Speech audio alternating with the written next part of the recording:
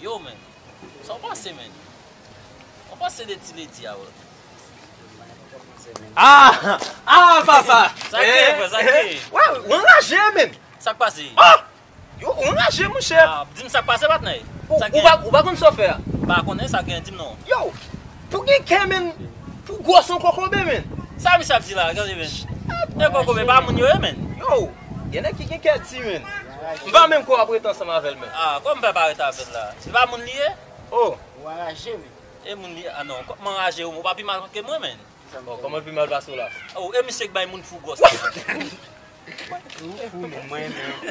kon la pi mal? Fou kap make lot bo a men. Yo di baga men bako si Non, men. pa di mse chans ou ta ide, basi yo di de pou almete avèk moun fou ou de yage chans. O di te konen. On raje tout mou chè. Non, ba yon problem, map kon kokobem, men fò kon moun fou. Aïe, aïe, aïe. Monsieur, je m'en vais faire la mousse à la monsieur. Qu'est-ce qui est arrivé là? Mon Dieu, mon Dieu, mon Dieu. Je ne sais pas qui est. Non, franchement, je ne sais pas qui est-ce qui est arrivé là. Ah! Yes! Moi qui est après le bon, moi le voisin Cliff.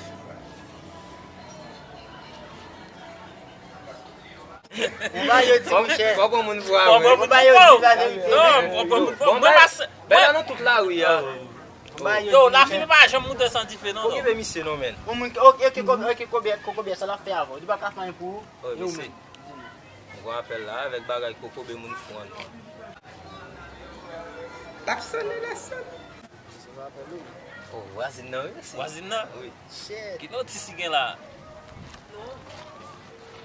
Oh! Bel vwe chéri, komon ye? Ah! Moi en forme, yo ti servis mwen tapman do. Oui, mon bakon sou ka edem. Kou met pale avè mwen vwa? Moi envie fonti l'amour, bakon sou ka edem. Oh, san problem vwa. Dim ki kote ou yo konya la, mabal pran machin pou mvin jwen nou bel ti vwa chéri. Non. Ou pas besoin de prendre machine non, c'est la calamie. Moi tapman do pou vin fonti rete la kala avec ti moun yo pou moi, pou m'ka al jwen ménage moi. Oh, sa cheke, monsieur. Sa vwe. Tiens, quand tu vas bien passer là, sa cheke.